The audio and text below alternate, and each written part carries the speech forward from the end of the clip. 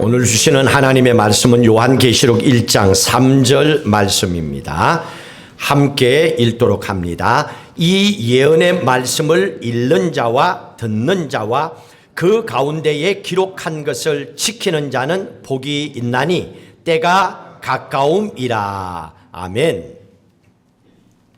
요한계시록을 오늘 저희들이 함께 보려고 합니다. 이유가 있습니다. 우리가 살아가는 이 시대가 여러분 평안하다고 봅니까? 혼란스럽다고 봅니까? 혼란스럽고 이단이 판을 치고 있고 비진리가 진리인 것처럼 드러나고 있는 참 머리가 아픈 세상 가운데서 오늘 우리가 살아가고 있습니다. 요한계시록은 편지지요. 편지라고 하는 것은 요즘은 여러분 카톡을 하니까 종이에 써서 우체통에 넣는 게 없지만은 편지는 반드시 보내는 사람이 있고 받는 사람이 있고 두 사람 사이에 주고받는 어떤 상황이 있습니다. 어떤 케이스가 있기 때문에 그걸 전하는 겁니다. 이걸 모르는 사람이 이 편지를 받아도 전혀 이해할 수가 없는 겁니다. 요한계시록을 보내는 사람은 제자 사도 요한입니다. 요한계시록의 말씀을 받는 사람은 계시록 2장 3장에 나오는 소아시아에 있는 7교회 성도들입니다. 그러면 하나님께서 사도 요한을 통하여 교회에 보내는 편지가 요한계시록입니다. 이건 오늘 교회를 향하여 주신 하나님의 말씀이라는 거죠. 그래서 우리는 교회에서 신앙생활하는 우리가 마땅히 요한계시록의 말씀을 잘 배워야 합니다. 그래서 오늘 말씀을 보고자 합니다. 먼저 어떤 상황에서 이 편지를 소아시아 7교회에 보냈는지 그 당시의 상황을 아셔야 됩니다. 로마가 식민지로 다스리고 있는 그때였습니다.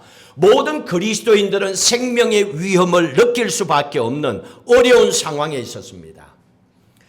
그 당시에 로마는 전 세계를 지배할 정도로 강력했습니다. 로마가 그렇게 강력한 나라가 될 수 있었던 중요한 요인이 있었습니다. 로마는 어느 나라를 전쟁으로 해서 차지하더라도 관용과 포용의 정책을 썼습니다. 이렇습니다. 어떤 나라를 정복했습니다. 그러면 그 나라의 문화와 법률과 제도는 일체 손을 대지 않습니다. 그대로 인정해 줍니다. 다만 총독 한 사람만 파견합니다. 그러니 백성들 입장에서는 우리가 나라를 빼앗겼는지 나라의 주인이 로마가 됐는지 전혀 못 느끼고 살아갑니다. 세상의 모든 삶의 모습들이 변한 게 없기 때문입니다. 총독만 바뀐 거예요. 여러분 대통령 바뀌었다고 여러분의 삶에 무슨 변화 있습니까? 전혀 없어요.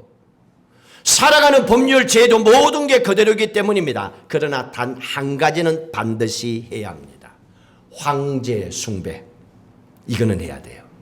그래서 도시마다 황제의 동상을 세워놓습니다. 절하라고 합니다. 절하는 사람들을 원하는 대로 다 하도록 해줬습니다. 이게 그리스도인들에게는 심각한 영적인 문제였습니다. 요한계시록이 기록된 당시에 로마의 황제는 도미티아누스라고도 하지요. AD 81년에 96년 동안에 16년 동안에 통치를 했던, 기록에 보면 가장 악한 황제였고 심지어는 별명이 네로의 재림이라고 불렀다고 합니다. 얼마나 무섭고 악랄한지 알겠죠. 황제를 숭배하지 않는 사람은 무조건 잡아서 죽입니다. 그리고 기독교를 아주 악랄하게 핍박을 했던 황제였습니다. 이런 상황에 있었던 교회를 향하여 요한계시록의 말씀을 전했습니다. 그래서 여러분들 성경을 신구약이든 뭐든 성경을 보기 위해서는 두 가지 영적인 렌즈를 가지고 보셔야 됩니다. 첫 번째는 성경 말씀이 기록된 그 당시의 역사적인 백그라운드를 알고 보셔야 돼요. 그러니 그냥 세상 살다가 주일날 한 번 와서 예배 드리는 사람은 전혀 모릅니다. 왜? 역사적인 백그라운드를 모르는데 뭐 듣고 그럴 거야 대충 안 됩니다. 그래서 엉터리가 생기는 거예요. 두 번째로는 오늘 우리의 상황을 바르게 알고 보셔야 됩니다. 요한계시록이 기록된 역사적인 백그라운드, 로마 제국이 지배를 하고 있을 때였습니다. 오늘의 상황을 보십시다. 그 당시의 상황, 요한계시록에서 주고자 하는 메시지가 뭐였습니까? 그 핍박 가운데 있었기 때문에 그리스도인들을 향하여 견디라, 인내하라, 그러면 생명의 멸관을 받을 것이다. 너희들이 받는 환난은 반드시 끝나는 날이 온다. 이게 요한계시록의 포인트입니다. 이걸 그 시대에 살고 있는, 오늘 우리에게 살고 있는 우리에게 던지는 메시지입니다. 그래서 요한계시록의 말씀은 너희들이 로마 황제로부터 핍박을 아무리 많이 받고 있다 하더라도, 황제 숭배하는 것을 강요당하고 있다 하더라도 반드시 끝나는 날이 온다. 지금 너희들이 지긋지긋할 정도로, 죽고 싶을 정도로 힘든 이 고난은 반드시 끝나는 날이 온다. 잘 견뎌라.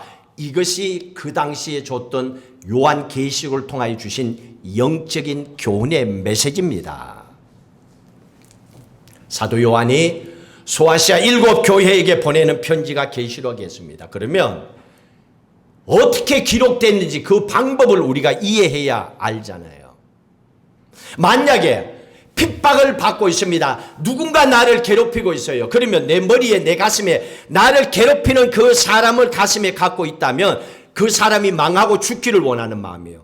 감정이 실려 있습니다. 만약에 로마 황제 도미티안이 핍박을 합니다. 거기에 포커스를 두고 있다면 이렇게 편지를 기록합니다. 이렇게 썼다면 어떻게 될까? 이 편지를 가지고 소아시아 7 교회를 다녔다면 어떤 문제가 생길까? 한번 생각해 보십시오. 이렇게 감정이 안 좋은 사람은 이렇게 기록할 겁니다. 도미티안 황제는 사탄이요, 마귀요, 죽여야 됩니다. 요즘 한국에서 어떤 이상한 사람들처럼 그렇게 할 겁니다. 목사가 할 말이 아니지요.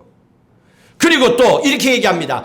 예수님이 다시 오신데 재림하면 저 도미티안 로마 황제를 반드시 죽일 거야.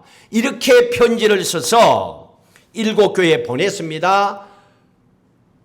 발각되지 않다는 법이 어디 있습니까? 그러다가 뭐 그 당시에 군인 경찰들에게 발각이 됐다고 해봅시다. 그 편지를 봤어요. 그러면 물을 거 아니에요. 이거 누가 썼어? 그리고 이거 어디로 가져가는 거야? 그냥 뭐 괴롭히면, 고문당하면 불지요. 그러면 교회는요 완전히 초토화됩니다. 교회는 씨가 말라버립니다.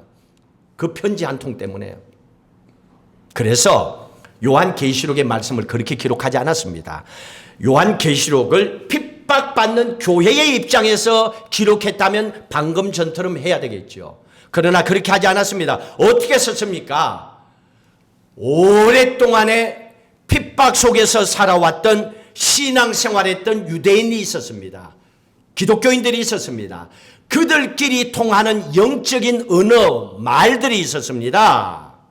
세상 사람들은 그 말을 해도 못 알아들어요.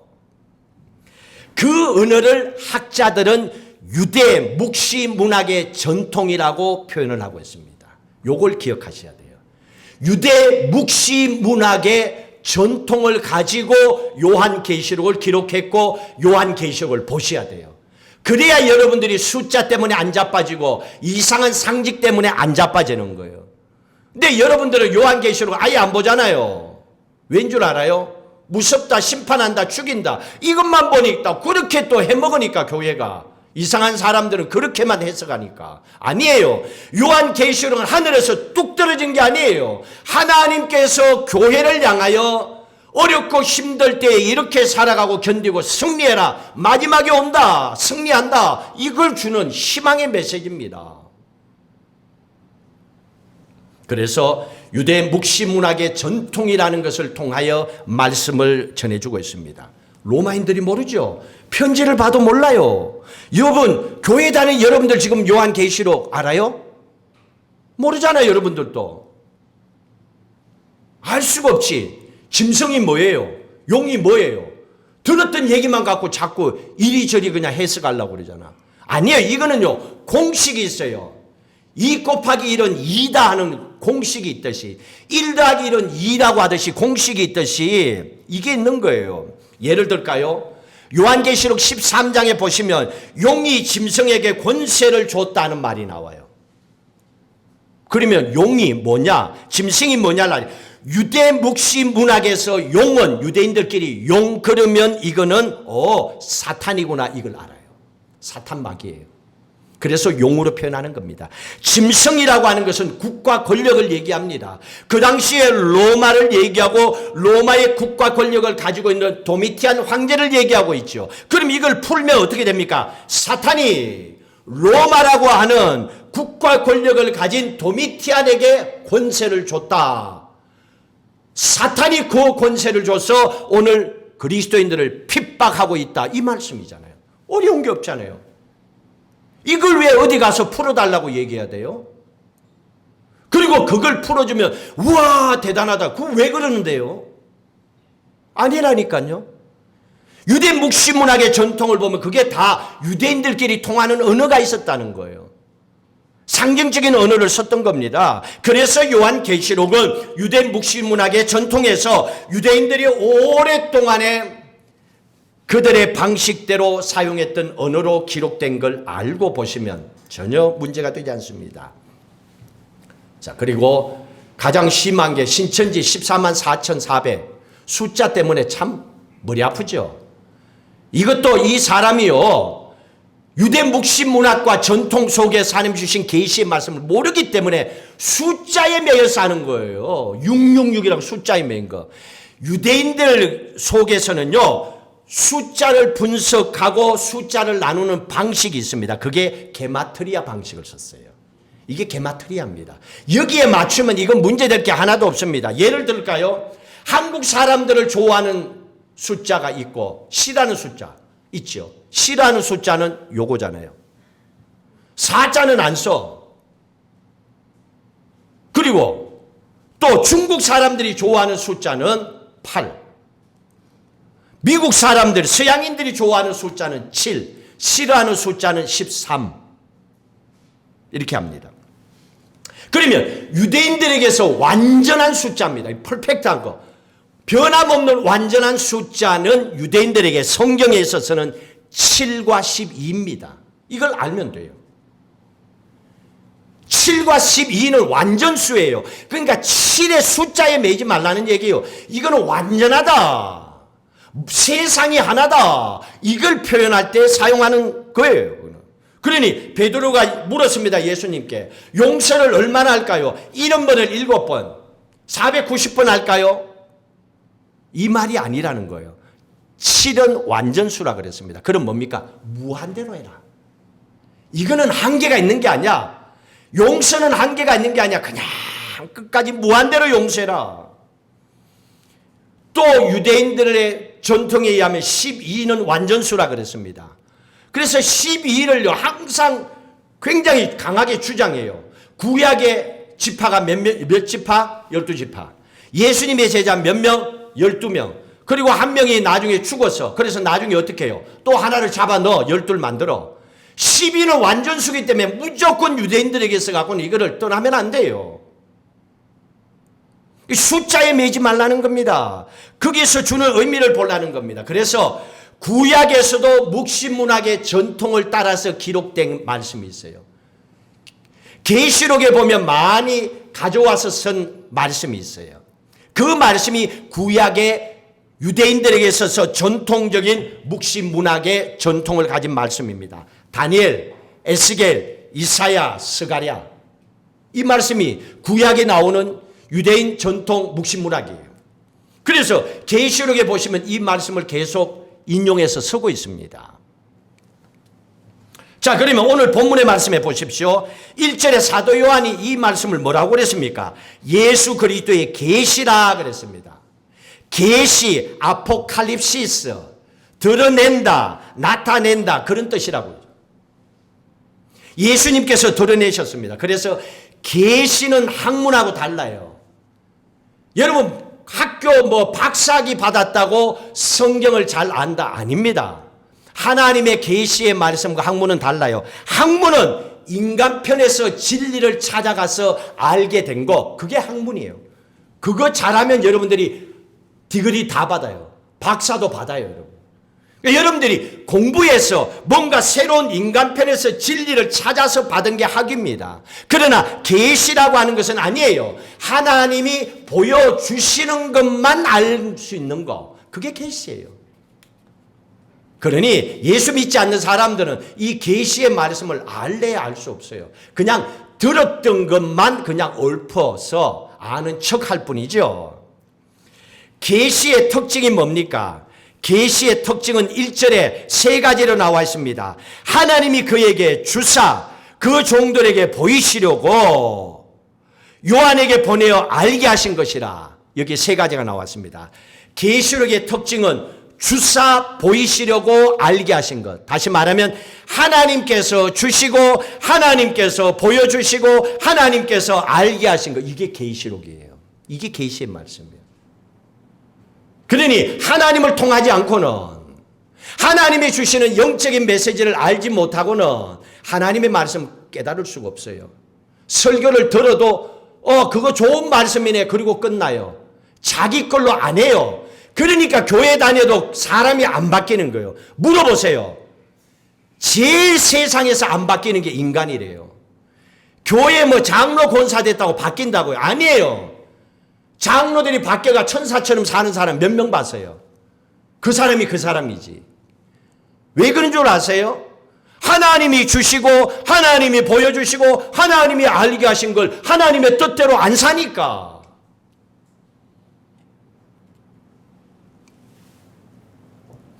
자, 그리고 이 계시록을 어떻게 전합니까? 1절에 보시면 하나님께서 예수 그리스도를 통하여 천사를 통하여 요한에게, 그리고 요한이 7 교회에게 전했습니다. 이렇게 하나님께서는요, 계시록을 전하는 방법을 하나님께 예수 그에게 주셨다. 예수 그리스도에게 주셨다는 말씀입니다. 그리고 그가 천사를 통하여 다시 그의 종 요한에게, 그리고 성도들 7 교회에게 보내주신 게 하나님의 말씀입니다. 마지막 하나님의 주시는 계시의 말씀을 혜택받은 사람이 누구냐면 크리스찬들입니다. 마지막에 성도들이죠. 결국은 성도들에게 전해주기 위해서 주시는 말씀입니다. 그러면 요한 계시록의 말씀을 전달한 사람이 누구냐면 사역자 중에서 목사의 대표로 세운 제자 요한이었습니다. 오늘날 목사님들이죠. 요한을 통하여 하나님께서 사역자로 세워서 그에게 말씀을 주시고 교회에 전하게 하셨습니다. 그러면 사역자가 해야 될 게 뭡니까? 목사님들이 해야 될 게 뭡니까? 하나님께로부터 받은 말씀을 교회에 전해야 돼요. 하나님의 말씀을 받아서 전해야 되는 거예요. 근데 목사님이 하나님의 주시는 말씀을 받을 시간이 없어. 기도할 시간이 없어. 세상이 바빠. 말씀하고는 아예 거리가 멀어. 그러면 이 목사님에게 나오는 거는 하나님의 말씀이 나오는 게 아니에요. 못 나와요. 그러니까 교인들도 영적으로 메말라 가지요. 여러분들 교회 오래 다녔기 때문에 이 정도는 알잖아요. 사역자가 해야 되는 거, 사역자, 목사, 교사, 선지자들, 교회에 앞선 모든 일꾼들이에요. 이런 사람들은 거룩한 축복의 통로가 돼야 돼요. 하나님의 축복의 통로가 돼야 된다는 거예요. 여러분 그리스도인들이 그런 축복의 통로가 돼야 된다는 거예요. 그러기 위해서는 어떻게 해야 됩니까? 하나님의 말씀을 받아서 이 말씀을 먹이는 사람들은 가장 먼저 자기의 영성을 관리해야 돼요. 자기의 영이 메마르면 안 돼. 자기가 말라 있는데 누구를 먹여?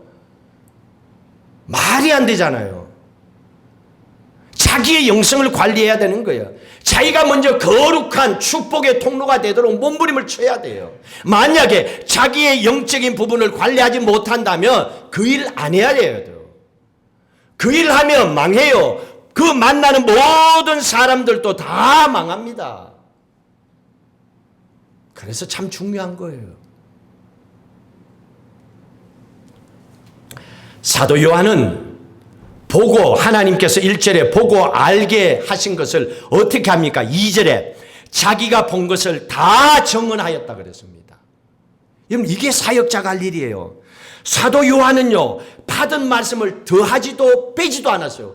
그런데 왜 요즘 예수 믿는 사람들은, 왜 목사님들은, 왜 말씀에다가 왜 다른 걸 자꾸 넣고, 왜 빼고, 왜 이래요? 사람이 기준이 되니까 그래. 사람이, 교인들이 듣기 싫은 말은 빼야 되고, 듣기 좋은 말은 더해야 되고, 이러다 보니까 진리가 빠져버린 거예요. 근데 사도 요한은 그게 아닙니다. 그리스도께 받은 계시의 하나님의 말씀을 있는 그대로 증언하고 있습니다. 여러분, 이게 사역자가 할 일이에요. 이게 성도들이 목사님을 위해서 기도해야 될 거예요. 하나님의 말씀을 말씀 있는 그대로 증거할 수 있도록 해달라고 중보 기도를 해야 돼요. 아무거나 주는 대로 턱턱턱 받아 먹어가고 될 일이 아니에요. 하나님 그걸 얘기하는 겁니다. 우리 이기도 집사님 한국에서 지난번에 3개월 계셔서 한국에 치료하고 오셨어요. 이번에 하시는 말씀이 약을 드셨는데 약이 뭔가 맞지 않아서 약을 줄이고 지금 이렇게 계속 체크하고 있대요. 근데 우리는 의사가 먹으라 그래서 먹었어요. 몸에 좋다고. 알고 보니까 그게 시간이 길어지면 부작용이 일어날 수도 있어요. 그러니까 자주 확인해야 된다는 거예요. 상황이 어떻게 돌아가는지를 알아야 된다는 거예요.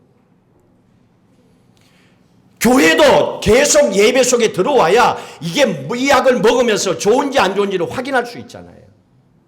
이 말씀을 우리에게 주신 겁니다.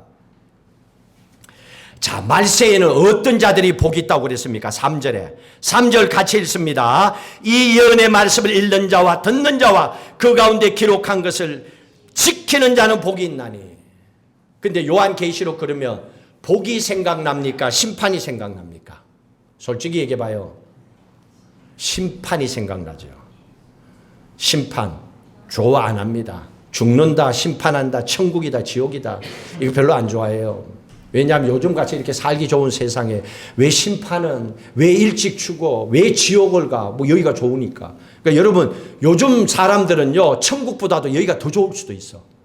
왜? 돈만 있으면 못하는 게 없으니까. 뭐 세상 천지만 돈만 뿌려보면 다 하니까 천국보다 더 좋다고 생각하는 거예요. 왜? 천국을 안 가봤거든. 그냥 요한계시록을 통해서 들은 것밖에 없거든. 사람은요, 듣고 요거 갖고 안 돼. 자기가 직접 피부로 우와 하고 이걸 느껴봐야 돼. 이게 없으니까 안 돼요. 짜릿한 맛을 못 느끼니까. 근데 한번 팍 죽었다가 살면요, 이 맛을 알아. 근데 다 죽었다 살면 안 되잖아. 그러니까 하나님께서 그냥 두는 거야. 지금 알아서 잘해야 돼. 어떤 사람이 복을 받는가? 읽는 자, 하나님 주신 그 말씀을 읽고 듣고 지키는 자. 그리고 이 말씀이요, 요한계시록 22장 마지막에도 기록되어 있습니다. 복 있는 자.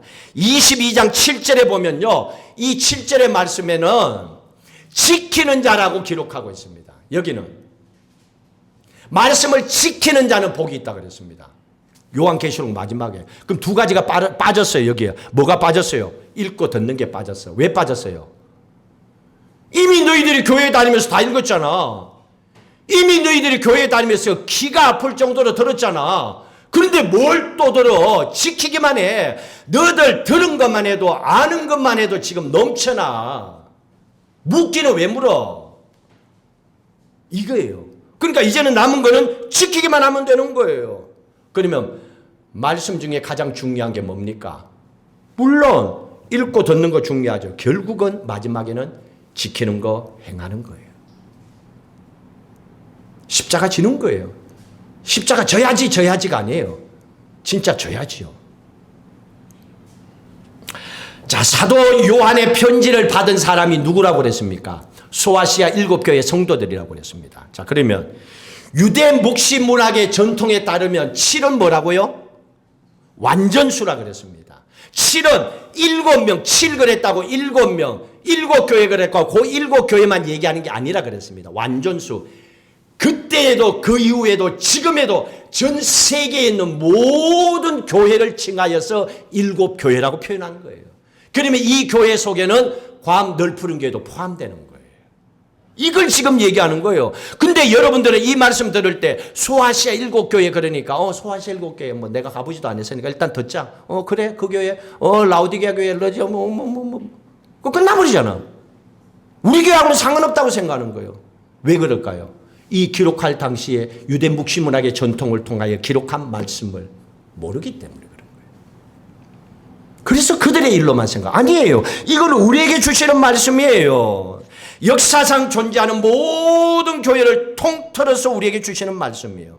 그리고 교회에게 하나님께서 주시고자 하는 말씀이 뭐냐면, 하나님께서 교회에 주시고자 하는 말씀은 5절입니다. 결국은 5절의 말씀입니다. 5절 같이 읽습니다. 또 충성된 정인으로 죽은 자들 가운데서 먼저 나시고 땅의 임금들의 머리가 되신 예수 그리스도로 말미암아 은혜와 평강이 너희에게 있기를 원하노라. 이거예요, 이거. 은혜와 평강이 너희에게 있기를 원하노라. 하나님은 오늘 교회에 이걸 주길 원해요. 모든 교회가 싸움질하지 말고 하나님의 은혜와 평강이 있기를 원한다. 근데 이거 사도인 요한 내가 하는 말이 아니야. 목사가 하는 말이 아니야. 이거는 삼위일체 하나님께서 하시는 말씀이야. 세상을 만드시고 십자가에 죽기 사랑하신, 그리고 오늘 또 우리와 함께 하시는 그 하나님이 우리에게 주시는 말씀이야. 그러니 하나님의 말씀대로 교회는 하나님의 은혜와 평강이 넘쳐야 된다. 이걸 전하려고 하는 거예요. 이 말씀을 전하기 위해서 4절 5절의 말씀에 삼위일체 하나님을 거론하고 있습니다. 4절의 말씀에 볼까요? 누구인지 얘기하세요. 4절 7교회의 편지를 보냈습니다. 첫 번째, 이제도 계시고 전에도 계셨고 장차 오실 이. 누굽니까? 이거는 성부 하나님입니다. 십자가가 없죠. 십자가에 돌아간 게 아니에요. 이제도 계시고 전에도 계셨고 장차 오실 이 성부 하나님, 그리고 그 다음에 그의 보좌 앞에 있는 7영, 성령이죠 이거는. 근데 7영이라고 하는 이 말씀을 기록하고 있습니다. 성령 하나님을 얘기하죠. 성령 하나님을 7이라고 하는 완전수를 앞에 기록한 것은 다른 게 아닙니다. 하나님의 영 성령은 완전하신 분이다. 너희들이 생각하는 그 수준이 아니야. 조금 똑똑하고 아는 게 많다 이런 수준이 아니야. 이분은 완전하신 분이기 때문에 그분이 세상을 볼 때도 완전한 눈을 가지고 보고 계신다. 이 말씀이 스가랴 4장 10절에 나와요. 나중에 집에 가서 보세요.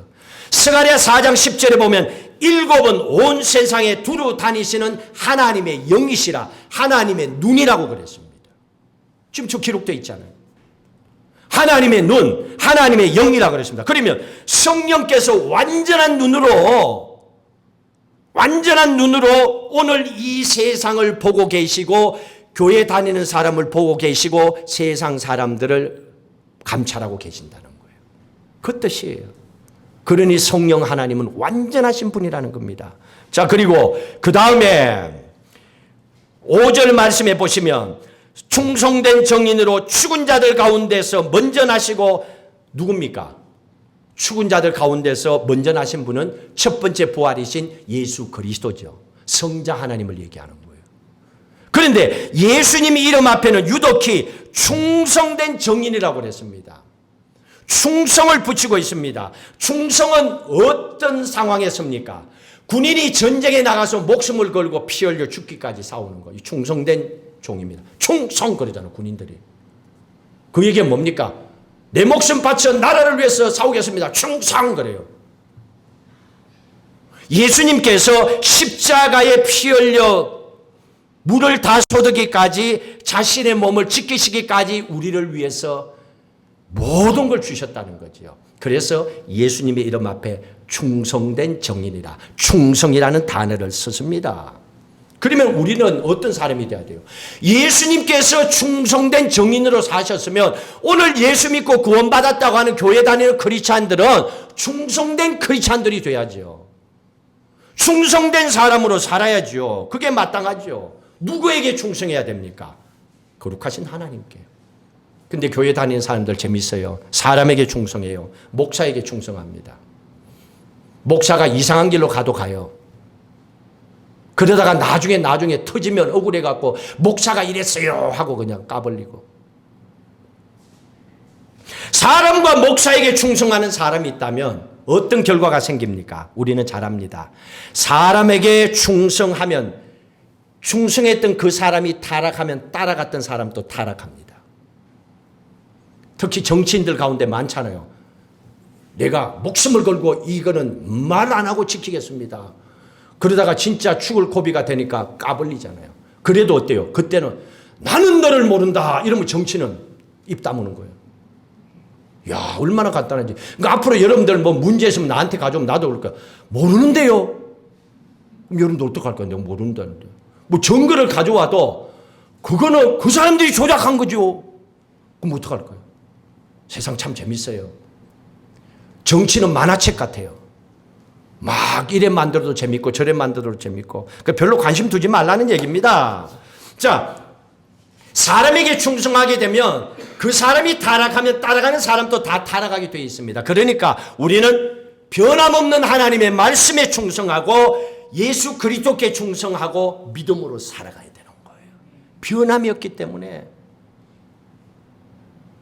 이거 하나님의 은혜와 평강이 교회에 넘치기를 원해서 성부 하나님, 성자 예수님, 성령 하나님을 오늘 이 말씀 속에서 기록한 겁니다.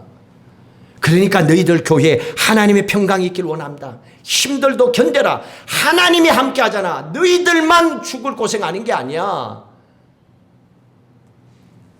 자, 그러면 여러분들에게 질문해 볼게요. 지금 앞에 드렸던 말씀, 그 당시에 로마 교회, 소아시아 7교회의 형편을 말씀을 드렸습니다. 그러면 이 편지를 받은 소아시아 7교회가 그 당시에 평강했습니까? 은혜가 넘쳤습니까? 아니라는 걸 알잖아요. 로마의 지배하에 있었기 때문에, 도미티안 황제의 핍박 속에 있었기 때문에 16년 동안에 기록에 보면 어떻게 합니까? 카타콤이라고 하는 지하에 땅굴을 파가지고 겨우겨우 이래갖고 자야 되고 이렇게 숨어 있어야 돼요. 그렇게 핍박 속에서 살았습니다. 평강합니까? 잠만 자면 되지. 평강합니까? 잠만 자면? 평강은 그게 아니잖아요. 황제 숭배를 안 하면 그 당시에는 매매도 못해요. 쌀도 못 사 먹어요. 빵도 못 사 먹어요. 확인이 있어야 되거든요. 학교도 자식들 못 보내요. 갈 수가 없습니다. 그리고 황제에게 숭배 안 하고 절 안 하면 붙잡아가지고 원형 경기장에 넣어가지고 짐승들의 밥이 되도록 했습니다. 자, 그런 상황인데 그 사람들이 산다고 살아있는 거예요? 평강과 은혜가 있을까요? 그 사람들에게 이런 얘기를 전하면 예, 아멘 할 수 있을까요? 믿음이 아니고는 못 받아들이죠. 그런데 사도 요한은 그것이 은혜요 평강이라고 지금 소아시아 교회에게, 핍박당하는 교회와 성도들에게 이 메시지를 전하고 있잖아요. 여러분들은 세상을 살다가 조금만 힘들어도 교회 가기 싫어. 뭐 예배 드린다고 뭐 돈이 해결돼, 뭐가 해결돼. 여러분들도 그런 게 경험하잖아요. 이 교회 교인들은 더 하잖아요. 그런데 왜 그런 상황을 알면서도 하나님께서 사도 요한을 통하여 이 메시지를 줬을까요? 앞에 얘기했잖아요. 삼일체 하나님께서 십자가에 죽기까지 우리를 사랑하신 그 하나님의 거룩한 사랑이 우리와 지금 또 함께한다. 그 하나님이 지금 고난 속에 우리와 함께한다. 이걸 지금 전해주고 있는 거예요. 이 하나님을 만났기 때문에, 신앙의 체험이 있기 때문에, 죽다가 살아났기 때문에, 기도하고 응답받았던 신앙의 간증과 고백이 있기 때문에 담대하게 외친 겁니다. 끝이 아니야. 반드시 새날이 온다.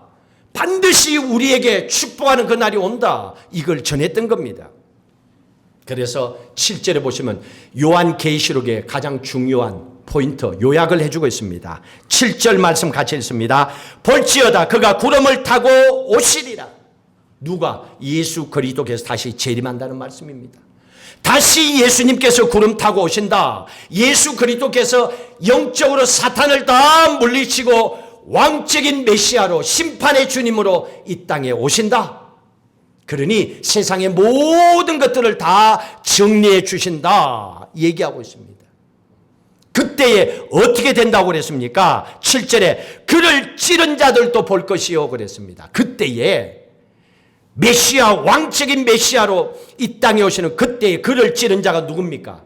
예수를 핍박하고 죽인 자, 로마 황제와 로마 병사들이 다 들어가는 거죠. 그리고 그 이후에 예수를 믿지 아니하고 예수를 저주했던 사람들이 들어가죠. 지금 또 교회를 핍박하는 사람들이 들어가죠. 그 모든 사람들이 그 다음에 어떻게 한다고 그랬습니까? 7절 마지막에 그것으로 말미암아 모든 족속이 애곡하리라. 회개할 날이 온다는 겁니다. 지금은 안 해요. 죽으라고 버텨요. 왜 내가 교회 욕하는 거? 나 교회 안 다녀. 예수 몰라. 그런데 욕하는데 어땠어? 그런데 마지막 때가 되면 이 사람들이 애곡하고 회개할 때가 온다는 겁니다. 이게 심판의 징조라는 얘기입니다. 회개한다는 얘기입니다. 그리고 마지막 8절 어떻게 온다 그랬습니까? 주 하나님이 이르시되 나는 알파와 오메가라. 이제도 있고 전에도 있고 장차 올 자요 전능하신 자라. 앞으로 오실 역사의 주관자 주인이 바로 하나님이시라는 걸 얘기하고 있습니다. 마지막에 오실 그분이 메시아로 오실 그분입니다. 그러면 여기에서 요한계시록에서 세 가지로 얘기해 주고 있습니다. 첫 번째는 왕이신 메시아 예수 그리스도께서 구름 타고 다시 재림하신다. 다시 오신다. 그러니까 기다려라. 견뎌라. 반드시 끝이 있다. 두 번째로 너희들을 핍박하는 사람들이 마지막 애곡하며 하나님께 회개할 날이 온다. 그리고 마지막에 세상의 주인은 하나님이시다. 전능하신 하나님이 다시 오신다. 희망을 가져라. 절대로 포기하지 마라. 그래서 존 F 목사님 같은 분도 순교 직전에도 그런 아름다운 곡을 쓸 수가 있었잖아요. 사도 요한은 하나님께 이렇게 말씀을 듣고 나서 12절의 말씀에 가보십시오. 사도 요한이 12절의 말씀에 보시면 예수님을 직접 보지는 못합니다. 그런데 이걸 봤어요. 12절에 보면 마지막에 7 촛대를 보았는데 그랬습니다. 7은 뭐라고요? 완전수라 그랬습니다. 7 금촛대를 봤다라고 그랬습니다. 7 금촛대를 보았는데 7 금촛대는 다른 게 아닙니다. 교회를 얘기하고 있습니다. 교회를 얘기하고 있습니다. 7 금촛대를 보았다고 그랬습니다. 자, 그리고 그 다음에 13절 같이 읽습니다. 촛대 사이에 인자 같은 이가 거닐고 계셨습니다. 촛대 사이라 그랬습니다. 촛대와 촛대 사이를 얘기하는 거죠. 이거는 교회와 교회 공동체 사이를 얘기하는 겁니다. 그러면 예수 그리스도께서 교회와 교회 사이를 왕래하고 계신다는 얘기입니다. 그분이 누구냐? 인자 같은 이시라고 13절에 얘기하고 있습니다. 여기에서 인자 같으니 다니엘서 7장 13절에 기록한 말씀을 여기에서 다시 기록하고 있습니다. 인자 같으니, 인자가 누굽니까? 사람의 몸을 입고 오신 예수 그리스도, 사람의 아들 인자잖아요. 인카네이션, 인자잖아요. 예수님을 얘기하는 겁니다. 예수님께서 어디를 거닐고 계셨어요? 촛대 사이를 거닐고 계셨던 겁니다. 교회와 교회 사이를 거닐고 계셨다는 얘기입니다. 그러면 이 말씀은 오늘 우리에게 무슨 얘기를 합니까? 교회에서 보여야 되는 것은 오직 예수 그리스도만 보여야 되는 거예요. 어깨 힘주는 사람, 돈 자랑하는 사람, 많이 배웠다고 하는 사람이 보이면 안 돼요. 교회에서는 사람이 주인 노릇하면 안 된다는 겁니다.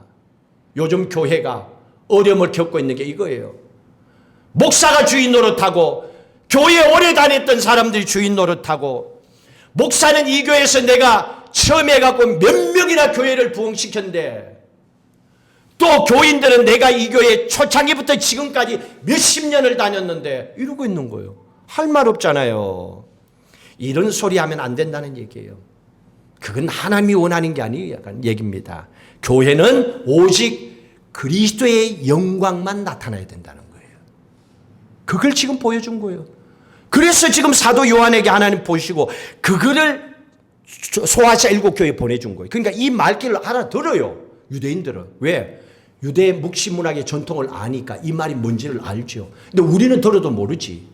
지금 또 설명하니까 그렇지. 예배 드리고 나가면 또 까먹어. 우리는 그 언어를 사용 안 하니까. 그러니까 들어야 우리는 알아요. 그리고 그게 진짜인 줄 알고 살아가봐야 그게 내 뼛속까지 팍 꽂히게 되지 들으면 헐려지게 돼 있어요. 그래도 모르는 것보다는 훨씬 낫잖아요. 그리고 나서 13절 이후에서 기록한 것이 예수 그리스도의 모습입니다. 제사장의 옷을 입고요. 제사장이 해야 되는 것은 하나님과 인간 사이의 중재 역할을, 죄를 대신 사해줬잖아요. 그러니까 그 역할을 하는 거예요. 그러니까 예수님께서 그 일을 하셨고, 예수님의 눈이 어떻고 또 예수님의 발이 어떻고, 예수님의 눈은 불꽃 같다. 이 말은 통찰력이 있다는 얘기입니다. 예수님의 머리는 양털 같고 눈과 같다. 순결하다는 얘기죠. 이게 다 유대인 묵시문학적인 그 언어로 보셔야 되는 겁니다. 예수님의 발은 사탄을 짓밟고 있는, 창세기 3장 15절의 말씀을 얘기하는 겁니다. 여자의 후손이 내 머리를 상하게 할 것이다. 그 말이 성취되는 걸 얘기하는 거예요.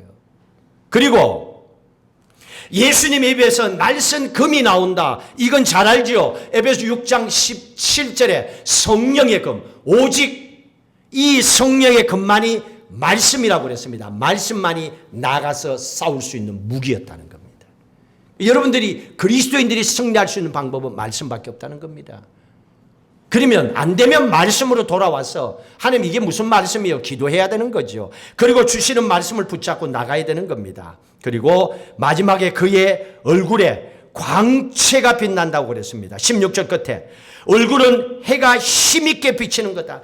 그 얼굴에 하나님의 영광이 확 비치고 있는 거예요. 그 영광을 보고 나서 어떻게 됐습니까? 사도 요한이 17절 기절했어요. 17절이 있습니다.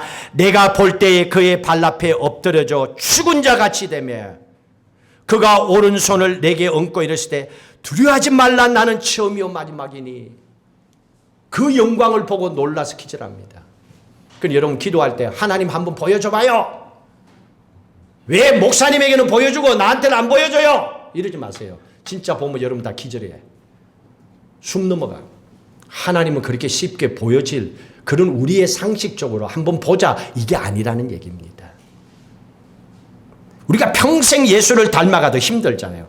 그분이 이렇게 얘기합니다. 나는 처음이요 마지막이다. 알파와 오메가다. 세상 창조 때도 함께했고 마지막 종말의 심판의 주님으로 온다는 겁니다. 이 말씀은 뭡니까? 지금 고난을 당하고 있는 이 유대인들에게, 핍박당하는 자들에게 처음부터 끝까지, 네가 태어나기 전부터 지금까지 네 인생의 마지막 이후까지도 하나님이 너와 함께한다. 하나님이 너와 함께한다. 두려워하지 마라. 염려하지 마라. 그 메시지를 던져주고 있는 거예요. 18절에 곧 살아있는 자라 내가 전에 죽었노라 볼지어다 이제 세세토록 살아있어 사망과 음부의 열쇠를 가졌노라. 예수 그리스도를 얘기합니다. 부활하신 주님, 죽었다 부활하시고 지금 또 살아계신 분, 그분이 예수 그리스도시죠. 이분이 뭘 가지고 있습니까? 사망과 음부의 열쇠를 가셨대요. 왜? 요한계시록 나중에 가보세요. 사탄 마귀 확 잡아가지고 지옥불에 던져 넣어야 돼요. 이 키가 있어야 돼. 이거는 오직 예수 그리스도만 하실 수 있는 겁니다. 이 열쇠로 열고 사탄 마귀를 그 안에 가둬버리는 거예요. 영원히 가둬버리는 거. 그 권세를 가진 분이 부활하시고 다시 오시는 예수 그리스도라는 얘기입니다. 그리고 주시는 말씀이 19절에 네가 본 것은 1장에서 지금 얘기한 그 말씀, 지금 있는 일과 일곱 교회에게 보내준 그 편지, 장차 될 일을 기록하라. 4장 지금부터 시작해서 쭉 끝에 22장까지 기록할 그 모든 말씀을 얘기합니다. 마지막 이렇게 결론을 짓습니다. 20절 같이 읽습니다. 내가 본 것은 내 오른손에 7별의 비밀과 또 7금 촛대라. 7별은 7교회의 사자요 7 촛대는 7 교회니라. 기록하고 있죠. 교회는, 촛대는 교회고 별은 7 교회의 사자들이라고 그랬습니다. 근데 여기에서 잘 보셔야 됩니다. 숫자에 꽂히면 안 돼요. 7은 완전수라 그랬습니다. 사자는 지금의 목회자들, 보냄을 받은 사람들, 또 교회에서 열심히 주의를 감당하는 모든 주의 백성들 다 얘기하고 있습니다.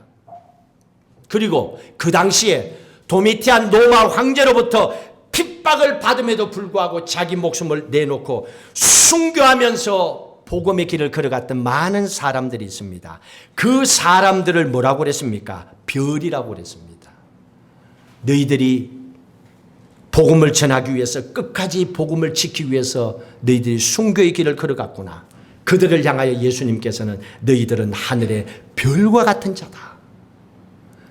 주의 말씀을 끝까지 지키고 견디는 자들, 오늘 죽을지 내일 죽을지도 모르는 그 상황 속에서도 핍박을 견뎌내는 너희들은 내가 반드시 하늘의 별과 같이 되게 하리라 약속해 주신 거예요. 그러니 이 사람들은 밤마다 하늘의 별이 뜰 때마다 저 별은 나의 별, 이게 진짜 내 별이야. 저 별은 나의 별. 하나님 나를 그렇게 하신다는 겁니다. 여러분, 그래서 여러분들도 신앙생활 열심히 하셔야 돼요. 대충 교회 다니면 안 돼요. 신앙생활 열심히 하셔야 되고 기도생활 열심히 해야 돼요. 기도도요, 하던 사람이 하지 갑자기 하려면 말문이 막혀서 힘들어요. 집에서 기도하든 교회 나와서 기도하든, 요즘 새벽에 저희들 교회도 참 하나님의 은혜야. 7명 이상 또 나 새벽에도 와 얼마나 감사한지. 그래서 제가 느껴져. 우리도 이때가 있구나. 그리고 저도 얼마나 열심히 기도하고 몸부림치는 줄 알아요. 하나님 주신 은혜를 감사하기 때문에 알기 때문에. 그린 성교회가 어저께 가서 열심히 또 함께 친구하고 복음을 전하기 위해서 준비하고 있어가지고 저도 오래간만에 동참을 몇 개월 만에 한번 해야 되니까 이 하려면 제가 할 일이 얼마나 많은 줄 알아요. 청소를 다 해놔야 되잖아. 토요일날 갔다 와서 파김치가 되는데 어떻게 토요일날 못하니까 금요일날 다 하죠. 막 제가 대충 하는 성격 아니잖아요. 깔끔하게 해내잖아요. 그리고 또 토요일날 또 그냥 가면 안 되니까 배고프니까 몇 가지 챙겨가 또 갔잖아요. 가서 열심히 걸었더만 신발 운동화가 막 떨어질 정도로 막 어제 본드를 붙였어요.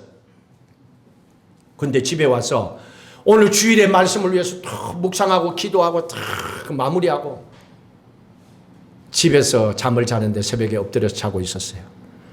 근데 환상을 보는지 뭔지 코끝에서 뜨끈뜨끈한 게 줄줄줄 흐르고 있는 거예요. 그래서 꿈이니까 자니까 뭐가 이런 게 있어 짜릿하지. 그리고 잤어. 그리고 새벽에 한 4시쯤 내가 일어나 보니까 코피가 흐르더라고. 열심히 살았구나. 야, 참 너 대단하다. 내한테 코피도 보니까 야 대단해요. 여러분 코피 터질 정도로 사세요. 일부러 때리지 말고 그냥 나와요. 그리고 와이프는 또 진하게 나한테 이래요. 그 코피가 터졌으니 다행이지 만약에 안 터지고 내에 막히면 어떡해. 이런 끔찍한. 그거하고 관계 있어요? 염려해서 그랬겠지요. 여러분 이겁니다. 하나님은요 우리가 맡겨진 사명 잘 감당하길 원합니다. 그러나 분명히 힘든 걸 알아요. 이 핍박과 어려운 가운데 있어주잖아요. 세상 사람들 절대로 몰라줍니다. 여러분들이 열심히 믿음으로 살아가는 건 누가 알아주겠어요. 그러나 나는 너희를 하늘의 별과 같이 만들어주겠다. 오늘 주님이 말씀하셨습니다. 그럼 된 겁니다. 주님이 약속하신 거 변함없어요. 사람들은요 몰라 입 닦아보면 끝이야. 근데 하나님은 반드시 약속을 지키는 분입니다. 오늘 말씀하셨습니다. 얼마나 영광스럽습니까? 이미 우리를 하늘의 별과 같이 만들어 주셨대요. 한 주간 사시면서 나는 이미 하늘에 있는 저 빛나는 별과 같은 존재다 하는 걸 믿으시고 밤에 별을 볼 때는요 노래를 부르세요. 저 별은 나의 별 이렇게 부르세요. 주님이 나에게 주신 별이구나. 카시오페아 너도 내 별이다 이러고 여러분 한 주간 동안에 하나님이 주신 은혜 가운데 믿음으로 승리하며 사시기를 주의 이름으로 축복합니다. 마지막 우리 찬양 함께 주님 다시 오실 때까지 고백하고 기도하겠습니다. 주님 다시 오실 때까지 나는 이 길을 가리라.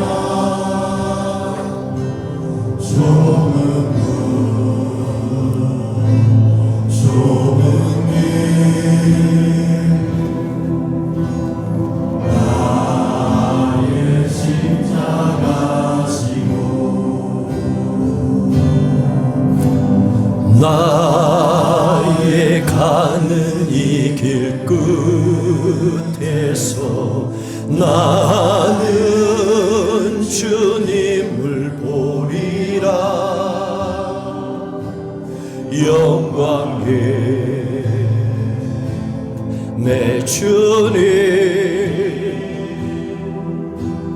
나를 맞아 주시리. 주님 다시 오실 때까지 나는 일어나 달려가리라. 주의 영광 온 땅 덮을 때 나는 일어나 노래하리. 내 사모하는 전에 먼 세상 구주시라. 내 사모하는 주님 영광의 주님 다시 오실 때까지 주님 다시 오실 때까지 나는 일어나 달려가리라. 주의 영광 온 땅 덮을 때 나는 일어나 노래하리. 내 사모하는 주님 먼 세상 구주시라. 내 사모하는 주님 영광의 왕이시라. 우리 함께 결단하고 기도하십시다. 주님 다시 오신다고 약속하셨습니다. 여러분이 힘들고 어려울 때가 있습니까? 몸이 아파서 경제적으로 어려워서 하는 일이 너무나 힘들어서 지쳐 있습니까? 견디십시오. 인내하십시오. 주님 반드시 다시 오셔서 우리가 하늘의 별처럼 빛나는 존재로 하나님은 축복하신다고 약속하셨습니다. 주님 주신 말씀 붙잡고 끝까지 믿음으로 승리하며 이겨낼 수 있도록 날마다 새 힘을 부어 주옵소서. 하나님 함께하여 주옵소서. 간절히 합심해서 기도하시겠습니다. 할렐루야. 하나님 아버지여 감사합니다. 우리는 힘들면 지치고 쓰러집니다. 하나님이여 우리는 돈 때문에 먹고 살 일 때문에 염려하고 걱정합니다. 내가 원하는 대로 모든 일들이 되지 아니하면 짜증내고 화내고 하나님이여 포기합니다. 연약한 인생입니다. 예수를 믿어도 교회를 다녀도 말씀을 듣고 성경을 봐도 내 인생에 변화가 없는 답답함이 여전히 우리 안에 있음을 주님 앞에 고백합니다. 하나님 아니고는 알 수가 없습니다. 하나님의 주시는 계시의 말씀이요 성령 하나님께서 우리 가운데 함께 하시고 하나님께서 내 마음의 생각과 나의 삶을 말씀을 쫓아 살아가도록 변화시켜 주시옵소서. 하나님의 사랑이 아니고는 안 됩니다. 아무리 힘들고 어려워도 하나님이 우리에게 너희들을 내가 하늘의 별처럼 만들어주겠다 약속하셨습니다. 그 주님을 바라보게 하시고 오늘의 이 상황을 믿음으로 기도하고 인내하며 잘 견뎌낼 수 있게 하옵소서. 반드시 힘들고 어려운 시간은 지나가고 끝이 온다고 말씀하셨습니다. 하나님이여 그 말씀을 기억하게 하시고 끝까지 예수 잘 믿게 하여 주시고 끝까지 기도의 자리 지켜나가게 하시고 끝까지 삶의 자리를 승리하며 견뎌내도록 주님 붙잡아 주시옵소서. 끝까지 말씀 붙잡고 믿음으로 충성하는 하나님의 사람들 되게 하여 주시옵소서.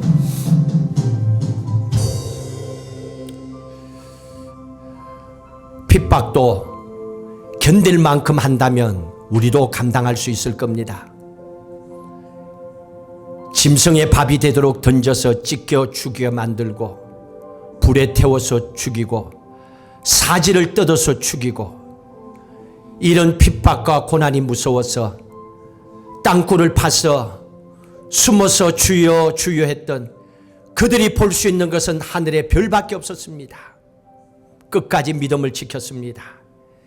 우리의 믿음의 선배들은 다 그렇게 신앙생활했습니다.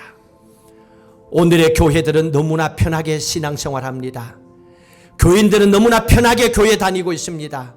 기도 생활도 너무나 편하게 하고 있습니다. 정말로 이런 모습으로 주님을 맞이할 수 있을지, 마지막에 심판의 주님 오시기 전에 세상에 여러 가지 환란이 있다고 했건만 우리는 알고 있지만 듣고 흘렸습니다. 내 것이 아니라고 생각합니다. 오늘 말씀을 통하여 하나님의 계시의 말씀은 하나님이 알게 하신 만큼 알도록 하셨다고 하셨습니다. 하나님의 말씀을 다 알고 깨닫도록 은혜를 베풀어 주옵소서. 그리고 그 말씀을 지켜 행하며 살아가게 하여 주시옵소서. 그 어떤 상황 속에서도 우리에게 주신 삶을 넉넉하게 승리하며 살아가게 하여 주옵소서. 무겁고 힘든 짐이 있다면 주님 앞에 기도하고 해결해 달라고 매달리게 하시고 하나님의 기적 같은 은혜와 축복을 날마다 누리게 하여 주옵소서. 아무리 힘들어도 주신 약속이 있습니다. 내가 너희들을 하늘의 별처럼 만들어 주겠다고 약속하셨습니다. 이 약속의 말씀을 바라보게 하시고 믿음으로 선포하게 하시고 우리의 삶의 현장에서도 이 한 주간 동안에 하나님의 자녀로 하늘의 별처럼 승리하는 삶을 주 안에서 행복하게 살아가게 하여 주시옵소서. 이제는 우리 주 예수 그리스도의 은혜와 하나님 아버지의 무한하신 사랑하심과 성령님의 인도 교통 충만하심이 주시는 계시의 말씀을 쫓아 알게 하신 말씀대로 행하며 살아가고자 결단하는 사랑하는 모든 성도들과 이 땅의 교회 위에 또한 하나님을 꼭 만나야 될 택함받은 이 땅의 많은 백성들 위에 영원히 함께 하시기를 간절히 축원하옵나이다. 아멘.